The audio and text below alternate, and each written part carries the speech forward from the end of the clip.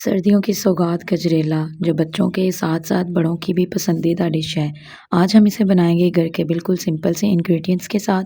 अगर आपने अभी तक मेरे चैनल को सब्सक्राइब नहीं किया तो सब्सक्राइब करें। आइए शुरू करते हैं। बिस्मिल्लाहिर्रहमानिर्रहीम। 1.5 किलो दूध, उसी के साथ हम ले लेंगे आधा किलो क्रश की हुई गाजरें, 1 प्याली चावल जिन्हें हमने धो के भिगो लेना है। उसके बाद कुछ ड्राई फ्रूट्स, इलायची। सबसे पहले हम पतीले में डालेंगे थोड़ा-सा घी। उसके बाद इसमें शामिल कर देंगे अपनी कद्दूकश की हुई गाजरें। गाजरें शामिल करने के बाद हम इसे 2 से 3 मिनट के लिए अच्छे से चम्मच चलाते हुए पकाएंगे ताकि जो इसका पानी है वो थोड़ा-सा ड्राई हो जाए। आप देख सकते हैं 2 से 3 मिनट हो चुके हैं और जो गाजरों का कलर है वो भी तब्दील होना शुरू हो गया है। इस स्टेज पे आके हम इसमें ऐड करेंगे 2 प्याले भरकर पानी। पानी डालने के बाद हम इसे अच्छा सा एक मिक्स देंगे। उसके बाद हम इसे ढक्कन लगाकर 5 से 7 मिनट के लिए हाई फ्लेम पे कुक होने के लिए छोड़ देंगे। आप देख सकते हैं 5 से 7 मिनट हो चुके हैं।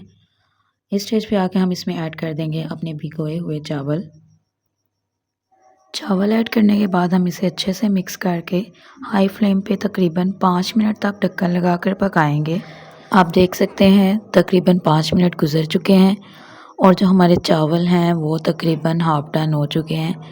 इस स्टेज पे आकर हम इसमें ऐड कर देंगे दूध। दूध शामिल करने के बाद हम इसको कर लेंगे अच्छे तरीके से मिक्स।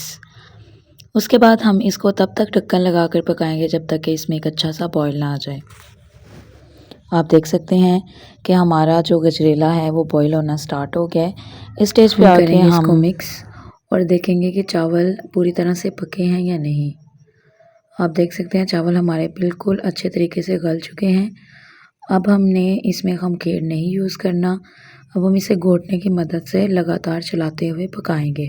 गजरेले का टेस्ट इसी तरह ही इन्हेंस होता है कि आपने इसको यकजान करना होता है। अगर चावल अलहदा और गाजरें अलहदा होंगी तो वो गजरेला नहीं, वो चावल और गाजरें हो जाएंगी। इसलिए आपने इसको लगातार चलाते हुए पकाना है कि ये तमाम चीज़ें यकजान हो जाएं।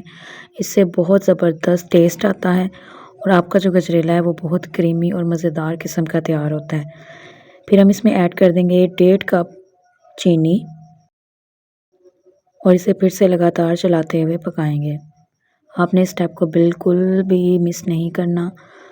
फिर हम इसमें ऐड कर देंगे इलायची। 3 अदद इलायची थी, उसको मैंने अच्छे तरीके से कूट लिया था।